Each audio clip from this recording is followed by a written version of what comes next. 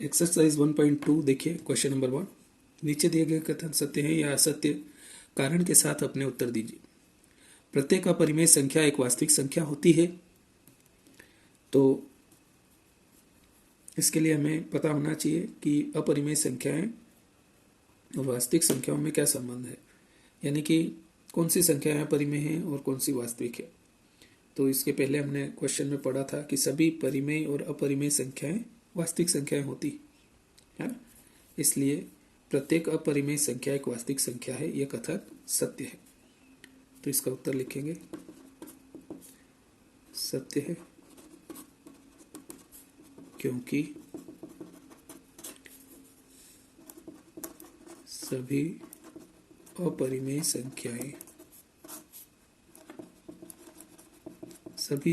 संख्याएं वास्तविक संख्याओं में शामिल है, वास्तविक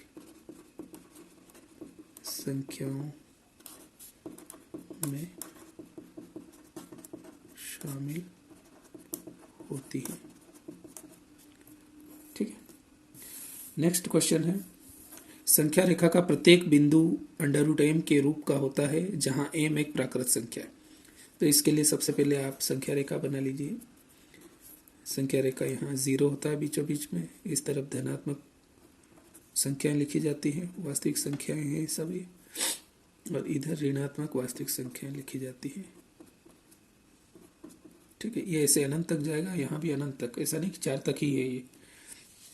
अब क्या सभी संख्याओं को √m के रूप में लिख सकते हैं जहां m एक प्राकृत संख्या हो? तो इसके लिए हम क्या करेंगे, चेक करेंगे कि किन किन को हम √m के रूप में लिख सकते हैं, है ना। जैसे सबसे पहले 0 को लेते हैं, तो 0 को √0 के रूप में लिख सकते हैं, और 0 एक प्राकृत संख्या है। हाँ, ठीक है।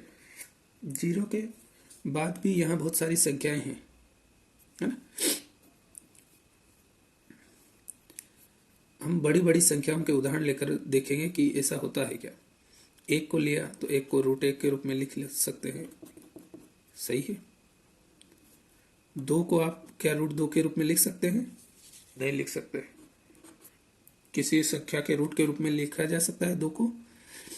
नहीं लिखा जा सकता है। ऐसी कोई प्राकृत संख्या नहीं है जिसके लिए 2 का मान √a के रूप में आए, है ना। इसलिए ये कथन यहीं पर असत्य हो गया है कि ऐसी कोई प्राकृत संख्या नहीं है, है ना। संख्या रेखा का प्रत्येक बिंदु √m के रूप का नहीं होता है। तो हम यहाँ लिखेंगे कथन, इसलिए कथन असत्य है। कारण में आप ऐसा लिख सकते हैं, क्योंकि 2 बराबर नहीं है √m, जहां m एक प्राकृत संख्या है। ठीक है, इस a की जगह आप m बना लीजिए। ऐसी बहुत सारी संख्याएं हैं, जैसे 3 को किस संख्या के प्राकृत संख्या के रूट के रूप में लिख सकते हैं? नहीं लिख सकते हैं, है ना। तो इस तरह से संख्या रेखा का प्रत्येक बिंदु √m के रूप का नहीं है। अगला कथन देखिए, प्रत्येक वास्तविक संख्या एक अपरिमेय संख्या होती है।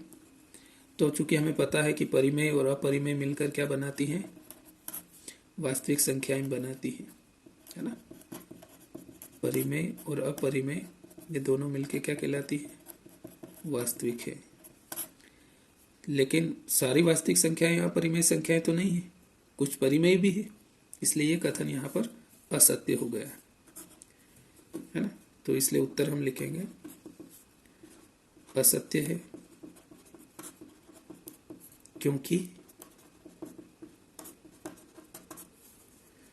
क्योंकि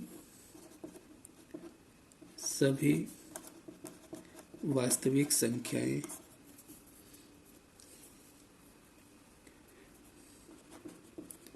अपरिमेय नहीं है, है ना। कुछ परिमेय भी है, तो इस तरह से बातों को समझना है और समझकर आंसर लिखना है प्रत्येक वास्तविक संख्या परिमेय संख्या नहीं है। क्यों? क्योंकि कुछ वास्तविक संख्याएं प्रत्येक वास्तविक संख्या अपरिमेय संख्या नहीं है, क्योंकि कुछ वास्तविक संख्याएं परिमेय भी है ना। तो प्रत्येक वास्तविक संख्या के बारे में है ये कथन असत्य होगा।